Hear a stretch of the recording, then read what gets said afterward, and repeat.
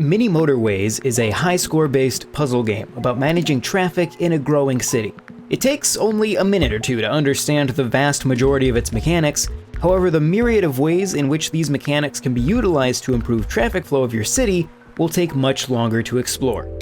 Each level, based loosely on the geography of a real-world city, starts with one house and one destination. Both are the same color, indicating that the occupants of this house will want to travel to that destination. Using either the left analog stick or the touchscreen, you'll need to draw a road to connect the two. Once you do, cars will begin traveling back and forth between the house and the destination. Slowly, more houses will appear. They'll all be the same color at first, but eventually new house and destination colors will also begin appearing. You only have a certain number of road tiles for every in-game week, so giving every color its own unique roads isn't an option. Roads will intersect, combine, and quickly fill with traffic. At the end of each week, you're given more road tiles and a choice between two unique building pieces.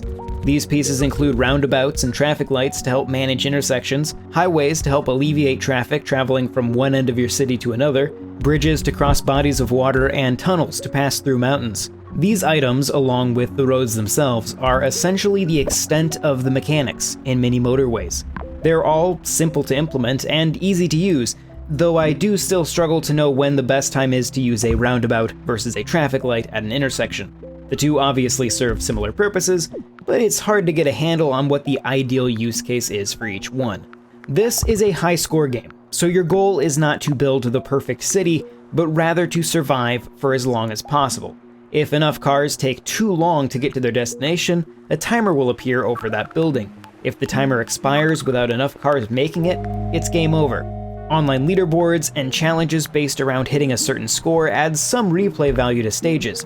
And while each one isn't horribly different, there are plenty of stages to play through. That being said, a bit more tangible variety in scenarios would certainly be a bonus. As is, maps rarely stand out, and all tend to blend together. Mini Motorways' interface is clean and extremely accessible. It has some of the best colorblind options I've seen in a while, allowing me to personally choose each color available for use as buildings and destinations. It also features a night mode, which trades in the bright white background for a darker one, perfect for when a run keeps you up later than it should. Like most games with their origins on Apple Arcade, the transition to Switch seems to have been effortless. Loading is quick, and everything is satisfyingly smooth. Mini Motorways is simple and extremely addictive. Experimentation with how best to use each element is fun and satisfying when something clicks, and when it doesn't, you simply pick a piece back up and try something else. It's been quite a while since a puzzle game so immediately conveyed its appeal to me, and while there are certainly some small things I'd improve, it won't stop me from continuing to play this for a very long time. This video was made possible by our generous supporters on Patreon. Did you know that Nintendo World Report is funded directly by fans like you? When you support Nintendo World Report on Patreon, you get immediate access to multiple exclusive podcasts every month, exclusive Discord channels, an early look at select content, and more, all for as little as $1 a month. Check out patreon.com/NWR for all the details.